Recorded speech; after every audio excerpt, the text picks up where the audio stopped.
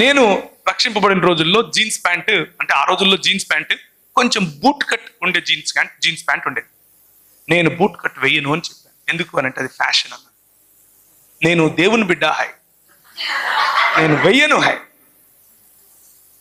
పాత రకమైన బట్టలు వేసుకొని పోవాలి. ఎందుకు?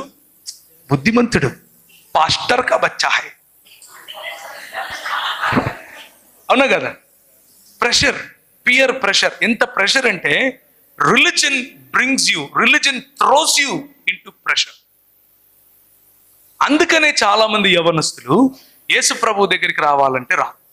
ఎందుకు రారు అని అంటే ప్రపంచంలో నిన్న ఒక శనివారము ఒక కమ్యూనిస్ట్ ఆయన, ఒక ఆర్ఎస్ఎస్ అంటే ఎక్స్ఆర్ఎస్ఎస్, ఇంకొక అంబేద్కరిస్ట్, ఈ ముగ్గురిని కూర్చోబెట్టి నేను ఒక చర్చ కండక్ట్ చేశాను రక్షణ టీవీలో. డిబేట్ లాంటి చర్చ. ఆ చర్చలో ఈ ఆర్ఎస్ఎస్ ఆయన అంటున్నాడు, యేసు ప్రభు అంటే ఎవరికి ఇబ్బంది ఉంటుందండి? ప్రపంచంలో అందరూ యేసు ప్రభుని నమ్ముతారు, అందరూ యేసు ప్రభు అంటే ఇష్టమే, కాకపోతే క్రైస్తవులు చూస్తేనే చిరాకు అంటున్నాడు. క్రైస్తవులను చూస్తే చిరాకు. నిన్న నేను కర్నూలులో ఉన్నా. నిన్న రాత్రి 11 గంటలకు డ్రైవ్ చేసుకుంటూ నేను ఒక్కనే, నేనే డ్రైవరు, నేనే క్లీనరు, నేనే వాషరు. హైదరాబాద్కు వచ్చే వరకు 2 అయింది. కానీ ఎందుకు అంటే అక్కడున్న పాస్టర్ గారి పిల్లలు నాకు ఈ మాట చెప్తున్నారు, అన్న అంత బాగుందన్న, కానీ మా సంఘంలోకి రావాలంటే ఇది ఒక పెద్ద పరిసయ్యుల గుంపన్న అంటున్నారు. ఏం గుంపు? ఎందుకు అనంటే బయట తెల్ల కనిపిస్తారన్నా, లోపల మాత్రం కుళ్ళన్నా, కుళ్ళు. ఇది మన సమస్య. ఎక్కువ మంది యంగ్ పీపుల్ ఎందుకు యేసు ప్రభువును వెంబడించడానికి దూరంగా ఉంటారు అనంటే వాళ్ళకు కావలసిన ఫ్రెండ్షిప్ దొరకదు, వాళ్ళకు కావలసిన రిలేషన్షిప్ సంఘంలో మనం ఇవ్వలేకపోతున్నాం. సంఘంలో అది కనిపించదు. వాళ్ళకి ఏమనిపిస్తుంది అని అంటే this is a boring life.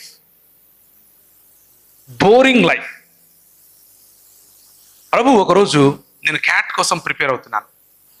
Cat అంటే MBA entrance examination, common admission test. CAT కోసం ప్రిపేర్ అవుతూ ఉంటే మతం శుక్రవారం వస్తే ఏం చేయమని చెప్తుంది? విన్నావా? మా జాతే ఎక్కువ ఉంది ఇక్కడ. ఫాస్టింగ్ చేయాలి. ఫాస్టింగ్ చేయడం కోసం అంటే అలాగే పలికేవారు మా సంఘంలో, ఫాస్టింగ్ చేస్తున్నావా బ్రదర్ అన్న? చేస్తున్నానా? చేయలేదంటే నేను తక్కువ జాతికి చెందిన క్రైస్తవుడిని అయిపోతాను కదా, నేను పనికిరాని క్రైస్తవుడిని అయిపోతాను కదా. ఫాస్టింగ్ చేయడంట. సరే నేను చేస్తా. శుక్రవారం వచ్చింది, నారాయణగూడ బ్యాప్టిస్ట్ చర్చ్కి వెళ్ళాను. ఫాస్టింగ్ చేసుకుంటూ ఉదయం నుంచి సాయంత్రం వరకు ప్రభుత్వం గడపాలి అని మతపరమైనటువంటి కోరిక, మతపరమైనటువంటి ప్రభువును సంతోష పెట్టాలి అన్న కోరిక. ఈ మతంలో నేను వెళ్ళి ప్రార్థన చేయటం మొదలుపెట్టాను. ఆమోసు గ్రంథం ద్వారా ప్రభువు నాతో మాట్లాడుతున్నాడు. నా కళ్ళు తెరిచే ఉన్నాయి. నా ముందు ఒక పెద్ద దర్శనం. అందులో ప్రభు అయిన యేసు క్రీస్తు తెల్లటి బట్టలు వేసుకుని తన చేతులు ఇలా బారుగా చాపి ఉంటే, టోపీలు పెట్టుకుని కల్దీయులు చాలా మంది ముస్లింలాగా కనిపిస్తున్నారు నాకు. కొన్ని వేల మంది, కొన్ని లక్షల మంది ఆయన చేతుల్లోకి దూరిపోతున్నారు. అది నాకు కనిపిస్తుంది. ఆ తర్వాత హబక్కూకు గ్రంథం 3వ అధ్యాయం నుంచి అంజూరపు చెట్లు ఫలించకపోయినను, చాలలో పశువులు లేకపోయినను, ఆ వాక్య భాగం నాకు కనిపిస్తోంది. నేను చదువుతున్నాను దాన్ని. అప్పుడు నేను ప్రభు నన్ను ఉత్తర భారతదేశంలో పరిచర్య కోసం నువ్వు వెళ్ళాలి అని నాతో మాట్లాడుతున్నాడు. ఉత్తర భారతదేశంలో పరిచర్య కోసం నువ్వు వెళ్ళాలి. ఇందోర్ అనే పట్టణానికి నువ్వు వెళ్ళాలి. మళ్ళీ యాజ్ యూజువల్ ఒక బ్యాగ్ తీసుకున్నాను, 2 జతలు వేసుకుని బయలుదేరాను.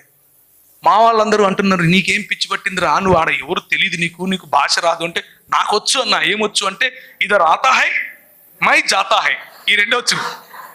తుమ్ ఆతా హై మై జాతా హై, ఈ 2 హిందీ భాషలో బాగా వచ్చు నాకు. అది వచ్చు అన్నాను. ఒరే నిన్ను తొక్కి చంపేస్తారా వాళ్ళు అన్నారు. నో ప్రాబ్లం, వెళ్ళిపోతా. కసి, దేవుని కోసం, దేవుడు మాట్లాడాడు అన్న కసి. కానీ ఆ రోజు ప్రార్థనలో గడిపిన సమయం నాకేం నేర్పింది అని అంటే, మతం కాదు నాకు కావాల్సింది, నువ్వు నాకు కావాలి అని ప్రభు నేర్పించాడు.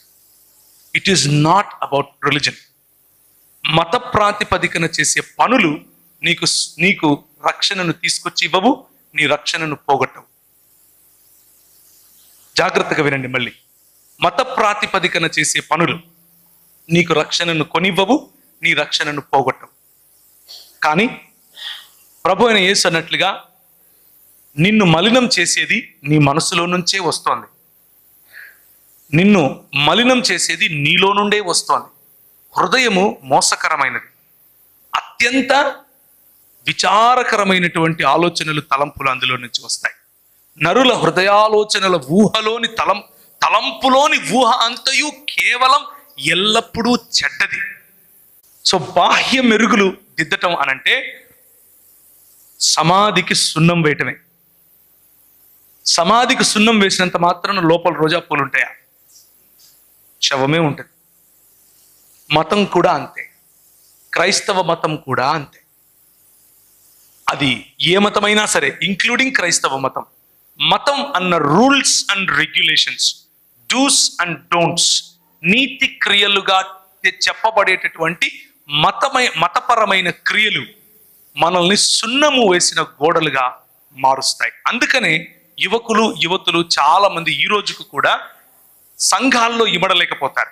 సంఘంలోనికి రావాలి అని అంటే వాళ్ళకు బోరింగ్ అనిపిస్తుంది.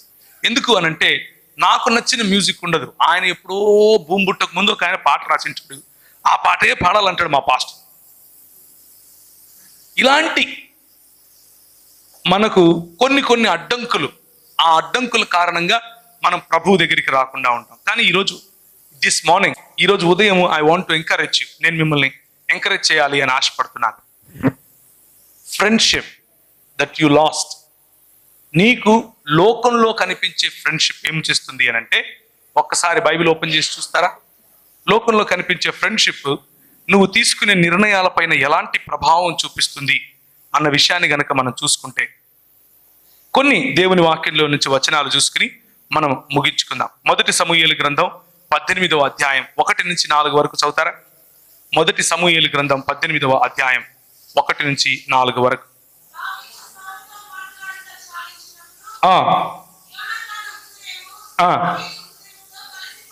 యోనతాను హృదయము దావీదు హృదయముతో కలిసిపోయాను. This is the kind of friendship that you want. నీకు ఇటువంటి ఫ్రెండ్షిప్ కావాలి. దావీదుకు యోనతానుకు ఉన్నటువంటి ఫ్రెండ్షిప్ నీకు కావాలి. యోనతాను తన తండ్రిని సైతము ఎదిరించి, తన తండ్రి చిత్తాన్ని సైతం లెక్క చేయకుండా దావీదుకు సహాయం చేస్తాడు. అటువంటి స్నేహం కోసం నీ హృదయము తహతహలాడుతూ ఉంటుంది. నీ హృదయంలో అలాంటి స్నేహం కోసమే నువ్వు వేచి చూస్తూ ఉంటావు. అయితే ఈ లోకంలో అంత ఈజీగా ఇటువంటి ఫ్రెండ్షిప్ దొరకదు. ఇటువంటి మనకు దొరికే ఫ్రెండ్షిప్ కొన్నిసార్లు ఏం చేస్తుంది అని అంటే, మన నిర్ణయాలపైన భయంకరమైనటువంటి ప్రభావము చూపిస్తుంది.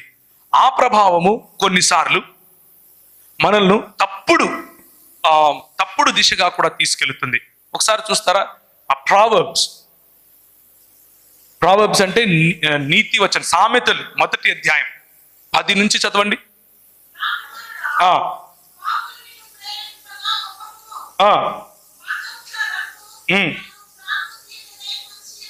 This is what happen to మీ.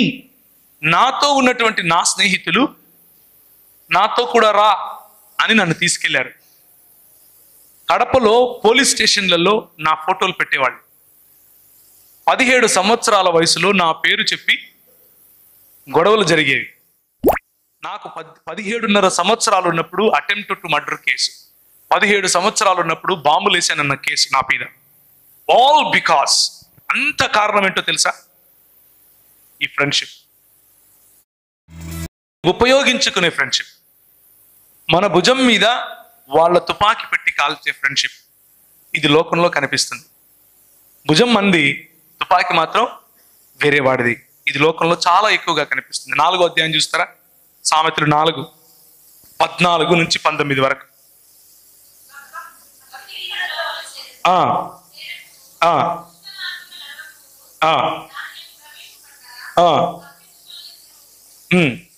దేవుని వాక్యము మనలను దుష్ట మార్గములో ప్రవేశింపడానికి ప్రోత్సహించే వారి నుంచి తప్పించుకు తిరగమని చెబుతా ఉంది.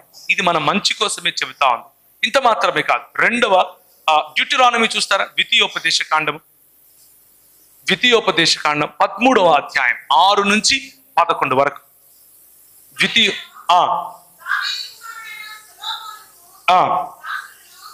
ద్వితీయోపదేశ కాండం అమ్మా, జాగ్రత్తగా వినండి. ఇప్పుడు ఈ ఫ్రెండ్షిప్ లో, మనకున్న సంబంధాలలో, రిలేషన్షిప్స్ లో, నీ తండ్రి కుమారుడైనా సరే, అంటే నీ సొంత అన్నైనా సరే, నీ సొంత చెల్లెలైనా సరే, నీ సొంత తమ్ముడైనా సరే, చదవమ్మా.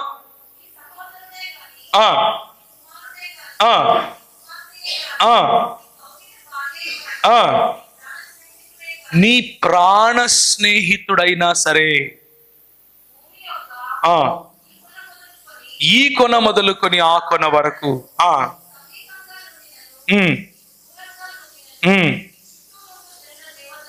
నీ చుట్టూ ఉండు జనుల దేవతలను, నీ పిల్లలను, పితరులను, ఎరుగని ఇతర దేవతలను పూజింతుము రమ్మని రహస్యముగా నిన్ను పిలిచిన ఎదు. జాగ్రత్తగా ఒక విషయం ఆలోచించండి.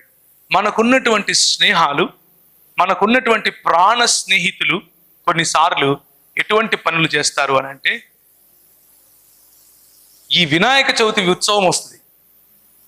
ఎంతమంది వెళ్ళారు చేయటండి చిన్నప్పుడు? ఎందుకు వెళ్ళారు? డాన్స్ చేయడానికి. ఎందుకు?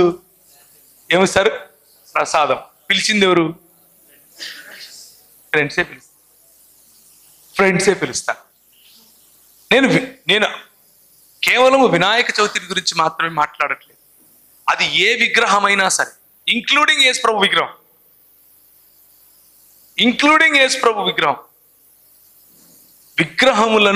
విగ్రహముల ఎదుట నాట్యం, విగ్రహముల ఎదుట ఆరాధన, విగ్రహముల ఎదుట నీ భక్తి, విగ్రహములకు నిన్ను మ్యాడ్గా, లేకపోతే క్రేజీగా, లేకపోతే నీవు మతి చెల్లించిన వాడిగా ప్రవర్తించేందుకు ప్రోత్సహిస్తుంది. ఒక రకమైనటువంటి చెడు స్నేహం. దావీదు యోనతానుల నడుమున్నటువంటి స్నేహము ఉంది, ఇటువంటి స్నేహము ఉంది. స్నేహంలో తప్పు లేదు మిత్రులారా, ఎందుకంటే ప్రభు అయిన యేసుక్రీస్తు మనల్ని స్నేహితులుగా పిలిచాడు. స్నేహంలో తప్పు లేదు. కానీ ఎటువంటి స్నేహం మనల్ని చెడిపేస్తుంది, ఎటువంటి స్నేహం మనకు మంచి చేస్తుంది, ఈ విచక్షణ మనలో ఉండాలి. అంటే ప్రభు అయిన యేసుక్రీస్తు మనల్ని స్నేహితులుగా పిలిచాడు. స్నేహంలో తప్పు లేదు. కానీ ఎటువంటి స్నేహం మనల్ని చెడిపేస్తుంది, ఎటువంటి స్నేహం మనకు మంచి చేస్తుంది, ఈ విచక్షణ మనలో ఉండాలి. కాబట్టి ఫ్రెండ్షిప్ మంచిది, ఫ్యాషన్ మంచిదే. కానీ ఆ ఫ్రెండ్షిప్ కాస్త నిన్ను ఫ్యామిలీగా మార్చగలదు ప్రభు అయిన యేసుక్రీస్తు గనక ఆ ఫ్రెండ్లో ఉంటే. ప్రభు అయిన యేసుక్రీస్తు గనక ఆ సంబంధానికి కేంద్రంగా ఉంటే, నీ ఆ ఫ్రెండ్షిప్ ఫ్యామిలీగా మారగలదు. నీకున్నటువంటి ఫ్యాషన్, నువ్వు ఎన్నుకున్నటువంటి ఫ్యాషన్, బయట కనిపించేటటువంటి నీ దుస్తులు, బయట కనిపించేటటువంటి నీ దాన్ని ఏమంటారు, ఏ విధంగా నువ్వు కట్టింగ్ కొట్టుకున్నావు, ఇవేవి కూడా పరలోక రాజ్యానికి నీకు అడ్డం కావు. మోడెస్టీ ఉంటే చాలు. అంటే నీ బట్టల్లో ప్రభువు కప్పిన చోట నువ్వు కప్పుకుంటే మంచిది. ప్రభువు కప్పని వాటిపైన నువ్వు కప్పుకోకపోయినా పర్వాలేదు. అంటే చేతులు, కాళ్ళు మొదలగు, ముఖం, ప్రభువు కప్పిన భాగాలను కప్పుకుంటూ ఉండే ఏ ఫ్యాషన్ అయినా, ప్రభువు నిన్ను మోడెస్ట్గా ఉండమని చెప్పాడు కదా, అటువంటి ఏ హెయిర్ కట్ అయినా, ఏ స్టైల్ అయినా సరే నిన్ను పరలోక రాజ్యంలోనికి, దేవుని రాజ్యంలోనికి రాకుండా ఆపేది కాదు.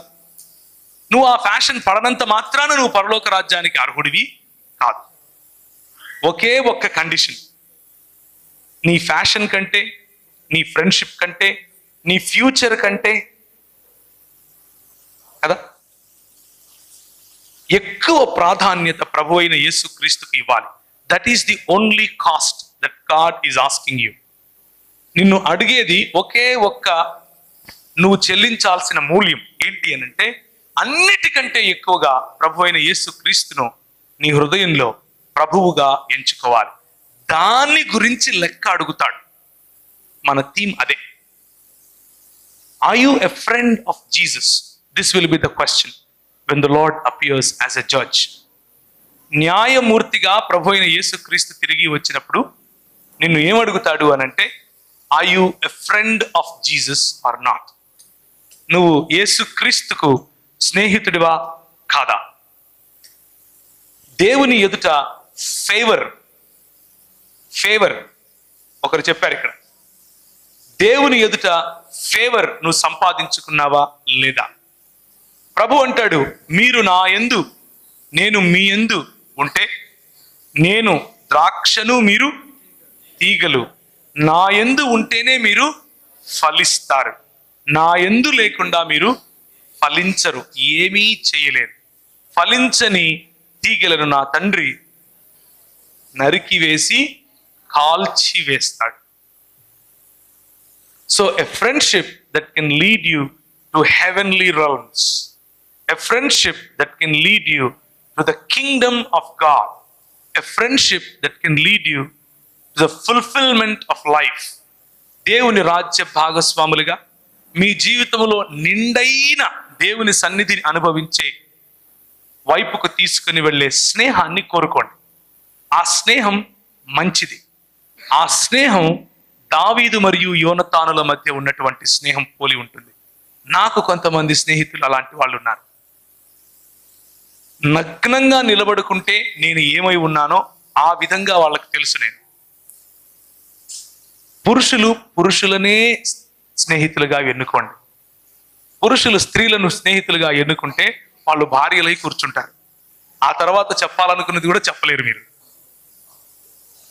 స్త్రీలు స్త్రీలనే స్నేహితులుగా ఎన్నుకోండి, పురుషులను స్నేహితులుగా ఎన్నుకోకండి. ఎందుకు అనంటే, అలా ఎన్నుకుంటే తర్వాత వాళ్ళు మీకు శిరస్సు అయి కూర్చుంటారు.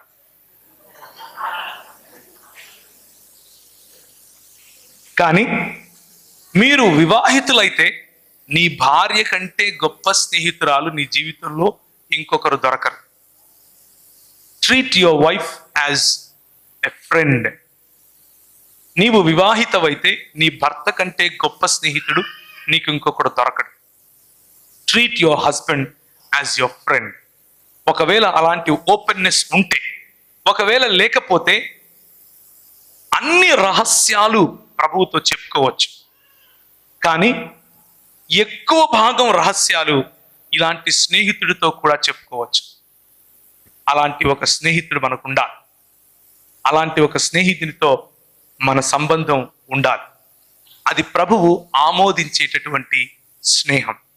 అలాంటి స్నేహం మనలను రక్షణలోనికి నడిపిస్తుంది. అలాంటి స్నేహం మనలకు పాప పరిహారమైన బలిని పరిచయం చేస్తుంది. అలాంటి స్నేహం కారణంగా, సహవాసం అన్నది అన్యోన్యం అవడం కారణంగా యేసుక్రీస్తు రక్తము ప్రతి పాపము నుండి మనలను పవిత్రులనుగా చేస్తుంది. ఒక్కసారి చూస్తారా, 1 యోహాను 1వ అధ్యాయం 7వ వచనం. చాలా సార్లు మనం కేవలము యేసు రక్తము మనలను ప్రతి పాపము నుండి పవిత్రులనుగా చేస్తుంది అని మాత్రమే చదువుతాం. అది సంపూర్ణమైనటువంటి ఆ కాంటెక్స్ట్, దాని సందర్భాన్ని చదవకుండా ఉంటాం.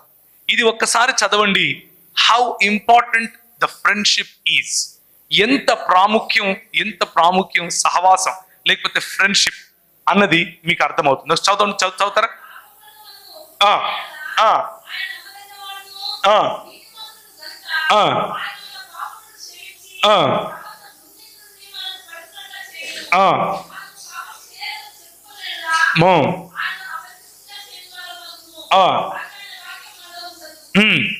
చదవమ్మా, చదువు.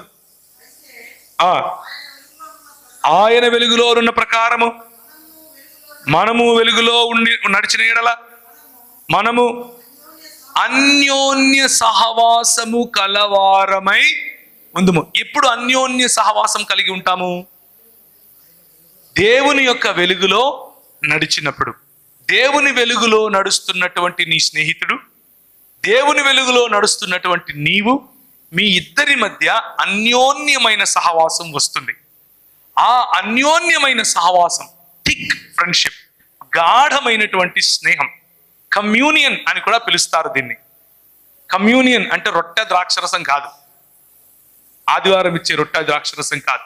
దాన్ని కమ్యూనియన్ అని ఎందుకు పిలుస్తాము అనంటే ఆ తంతు లేకపోతే ఆ ప్రక్రియలో యేసు ప్రభువుతో మమేకం అవ్వాలి. ఆయన శరీరమును ఆయన రక్తమును పుచ్చుకొని మనం ఆయనతో డీప్ ఫ్రెండ్షిప్, చాలా లోతైన సహవాసం, లోతైన స్నేహాన్ని కలిగి ఉండటం కోసం ఒక సూచనగా అది మనకు ఇవ్వబడింది. అటువంటి కమ్యూనియన్ మనం ఒకరితో ఒకరం కలిగి ఉండొచ్చు. ఒకరితో ఒకరం కలిగి ఉన్నప్పుడు ఏం జరుగుతుంది? చదువు. అప్పుడు ఆయన కుమారుడైన యేసు రక్తము ప్రతి పాపము నుండి మనలను పవిత్రులనుగా చేయును. ఎప్పుడు మనల్ని పవిత్రులుగా చేస్తుంది ఆయన రక్తం?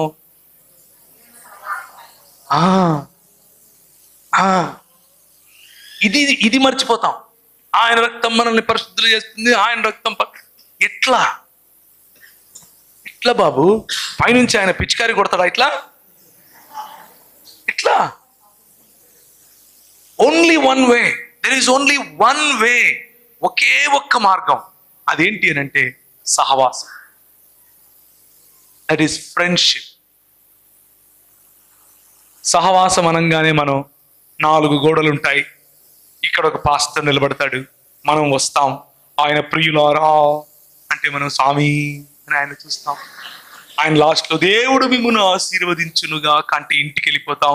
ఇది సహవాసం. సహవాసం చేసే వాళ్ళందరూ కూడుకునే స్థలం ఇది. సహవాసం అన్నది 2 లేక 3 వ్యక్తుల నడుమ ఉంటుంది. 2 లేక అంతకంటే ఎక్కువ వ్యక్తుల నడుమ ఉంటుంది. అది అన్యోన్యమైనదిగా ఉండాలి. నీకు ఈరోజు అటువంటి ఫ్రెండ్ ఉన్నాడా? నీకు ఈరోజు అటువంటి స్నేహితురాలు ఉందా? ఒకవేళ లేకపోతే నా ఉద్దేశంలో నువ్వు ప్రపంచంలో అందరికంటే ఒంటరివాడి. 1000 మందిలో నువ్వు కూర్చుని ఉన్నా కానీ you are still a lonely person. You are still alone. నీకు ఇంకా ప్రభువు యొక్క ప్రణాళిక అర్థం కాలేదు. నీ పొరుగు వాడిని ఇంకా నువ్వు నమ్మలేనంత చిన్న చూపు చూస్తూ ఉంటే, he is not worthy of my friendship, వీడు నాకు ఫ్రెండ్ అయ్యేంత సీన్ వీడికి లేదు అని నువ్వు అనుకుంటూ ఉంటే దాన్నే ఏమంటారు అనంటే తీర్పు తీర్చడం అంటారు. మళ్ళీ వద్దామా మన రోమీయులకు రాసిన పత్రికకి? రోమీయులకు రాసిన పత్రిక 14వ అధ్యాయము. ఇప్పుడు ఈ కాంటెక్స్ట్ లో దీన్ని చదివి చూడండి. 10వ వచనము. అయితే నీవు నీ సహోదరునికి తీర్పు తీర్చనేలా, నీ సహోదరుని నిరాకరింపనేలా. అండర్లైన్ చేసుకోండి. Why do you reject your brother? Why do you reject your sister? Why do you reject your friend? Why do you reject your mate? Why do you reject your own brother? నువ్వు ఎలా నిరాకరిస్తావు? దీన్నే తృణీకారం అని పిలుస్తారు. దీన్నే ఒంటరితనం అని పిలుస్తారు. నిజానికి ఒంటరితనం తృణీకరింపబడిన వాడికి కాదు, తృణీకరించే వాడికి. ఎందుకు అంటే వాడు మతం అనే ముసుగేసుకుని ఉంటాడు. వీడికి అంత సీన్ లేదు, వీడికి పాటలు రావు, వీడు తెల్ల బట్టలు వేసుకోడు, తెల్ల బట్టలు వేసుకుంటేనే నేను ఉంటానబ్బా, లేకపోతే నీతో ఉండను. ఉన్నారా? ఆల్ నైట్ ప్రేయర్లో నువ్వు నాతో ఉంటేనే నువ్వు నా ఫ్రెండ్. వీడేం క్రిస్టియన్ రాడు, ఆల్ నైట్ ప్రేయర్కి రాడు. సో మెనీ వేస్, ఎన్నో రకాలుగా మనం అవతలి వాడిని చిన్న చూపు చూసే ప్రయత్నం చేస్తాం. ఒకవేళ నీ వైపు అలా ఎవరైనా చిన్న చూపు చూస్తూ ఉంటే, let me tell you a good news. నీకు ఒక గుడ్ న్యూస్ చెప్తాను. You don't have to be look down upon. You belong to God. You are in the image of God and you are in the likeness of God. నువ్వు దేవుని స్వరూపంలో ఉన్నావు. నువ్వు దేవుని పోలిక చొప్పున ప్రభు నిన్ను చేశాడు. నువ్వు ఎంత వాల్యుబుల్ ట్రెజర్ అంటే, నువ్వు ఎంత విలువైన పదార్థం అంటే ప్రభు కోసం ఆయన నిన్ను తాకితే తన కనుగుడ్డును తాకినంతగా ఫీల్ అవుతాడు. కాబట్టి ఒకరి మెహర్బానీ నీకు అవసరం లేదు. కానీ ఎవరైతే నిన్ను తృణీకరిస్తున్నారో ఆ వ్యక్తి ఒంటరివాడు అని గుర్తు తెచ్చుకో. ఆ వ్యక్తి మతంలో ఉన్నాడు కనుక ఆ వ్యక్తి గెట్ వెల్ సూన్ అని చెప్పండి. గెట్ వెల్ సూన్ అని చెప్పండి. రోగగ్రస్తుడై ఉన్నాడు, ఆయనకు మతం పట్టింది. మతం పట్టి అలా చూస్తున్నాడు నీ వెనుక. దీన్నే ఏమంటారు అని అంటే సాటి సహోదరుడిని తృణీకరించడం అని అంటారు. సాటి సహోదరుడిని చిన్న చూపు చూడటం అని అంటారు. సాటి సహోదరుని బాహ్య భాగాన్ని చూసి, బాహ్య ప్రవర్తనను చూసి హృదయాన్ని లెక్క కట్టడం అని అంటారు. కానీ our God looks at your heart. మన ప్రభువు నీ హృదయాన్ని చూస్తాడు. This morning I want to ask you, do you have a friend that understands your heart? నీ హృదయాన్ని ఆయన హృదయంతో కలుపుకున్నటువంటి ఫ్రెండ్ నీకు ఎవరైనా ఉన్నారా ఈరోజు ఉదయం? ఒకవేళ లేకపోతే I request you, I encourage you to find a friend. Find a friend. నేను చాలా ట్రావెల్స్ చేస్తుంటా. హైదరాబాద్తో మొదలు పెడితే ఆదిలాబాద్లో మొదలు పెడితే మళ్ళీ రాజమండ్రిలో మొదలు పెడితే మళ్ళీ తిరుపతిలో మొదలు పెడితే మళ్ళీ ఇందోరు, ఇలా డ్రైవ్ చేస్తూ వెళ్తూ ఉంటాను. భరణి అని నాకు ఒక తమ్ముడు ఉన్నాడు. వాడు బండి తోలితే కళ్ళు మూసుకొని నిద్రపోతాను. చిన్న పిల్లోడు నిద్రపోయినట్టు నిద్రపోతాను. మిగిలిన ఎవరు బండి తోలినా గుండెలు గుప్ గుప్ అంటుంటాయి. కారణం ఏంటి కారణం? నమ్మకం. ట్రస్ట్ అనే పదానికి లోకంలో విలువ లేదు. కానీ దేవుని రాజ్యము నమ్మకము మీదనే కట్టబడింది. You need to trust someone. ఎవరో ఒకరిని నువ్వు నమ్మి తీరా. ఏదో ఒక వ్యక్తి పైన నీకు ఆ నమ్మకం ఉండాలి. నేను చచ్చేంత వరకు వీడు నాకు తోడుంటాడు అన్న నమ్మకం. నా చావులో కూడా వీడు నాకు స్నేహితుడై ఉంటాడు అన్న నమ్మకం. ఆ నమ్మకం ప్రభు అయిన యేసు క్రీస్తు 100% మీకు ఇస్తాడు. Enter into friendship with Jesus. Yesu ప్రభువుతో అటువంటి స్నేహంలోనికి అడుగు పెట్టండి. యేసు ప్రభువు మాత్రమే కాదు, నీ తోటి విశ్వాసితో అటువంటి ఫ్రెండ్షిప్ కలిగి ఉండు. అందరు విశ్వాసులతో కలిగి ఉండటం కష్టమే. కనీసం ఒకరిద్దరు నీకు అటువంటి ఫ్రెండ్స్ ఉండాలి. అలాంటి ఫ్రెండ్స్ని కనుక నువ్వు ఎన్నుకుంటే నీ గుండె పగులుతుంది, 10 ముక్కలు అవుతుంది, అవుతూనే ఉంటుంది. ప్రపంచంలో మనం బ్రతికున్నంత వరకు అవుతుంది. కానీ ఈ ఫ్రెండ్ నీకు తోడుగా ఉంటాడు. ఈ ఫ్రెండ్ నిన్ను హర్ట్ చేసినా, నువ్వు ఆ ఫ్రెండ్ని హర్ట్ చేసినా తిరిగి వెళ్ళి ఒకరితో ఒకరు కాలర్ పట్టుకొని అడగగలుగుతాం. ఏం రా నువ్వు ఇలా చేసినావు, నన్ను వదిలేస్తావురా నువ్వు అని అడగచ్చు. అటువంటి ఫ్రెండ్ నీకు ఉండాలి. వయసుతో సంబంధం లేదు. నీకంటే పెద్దవాడైనా ఉండొచ్చు. నాకు ఇంకొక ఫ్రెండ్ ఉన్నాడు. ఆయన నాకంటే 11 సంవత్సరాలు పెద్ద. ఆయన ఏదైనా అల్లరి పని చేయాలంటే నాకు ఫోన్ చేస్తాడు. మన ఇద్దరం కలిసి ఒక అల్లరి చేద్దాంరా అని. Because he feels alone. ఆయన ఒంటరివాడిగా ఫీల్ అవుతాడు. 1000 మందితో తిరుగుతాడు. కానీ ఆయన చిన్న పిల్లవాడిగా ఉండాలి అని అనుకున్నప్పుడు నేనే గుర్తొస్తాను. బికాస్ ఎందుకు అనంటే we accept each other just the way they are. షరతులు లేని సంబంధం.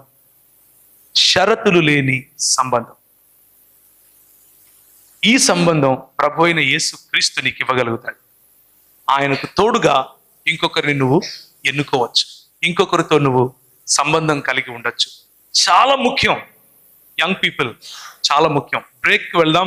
బ్రేక్ నుంచి వచ్చిన తర్వాత కంటిన్యూ చేద్దాం మిగిలిన ఎఫ్స్. ఇప్పటికైతే ఫ్యాషన్ గురించి చూసాం, ఫ్రెండ్షిప్ గురించి చూసాం, ఫ్యామిలీ వరకు వచ్చాం. ఫ్యూచర్ గురించి, మిగిలిన వాటి గురించి, ఫ్రస్ట్రేషన్ గురించి కూడా మాట్లాడదాం. కానీ ఫ్రెండ్స్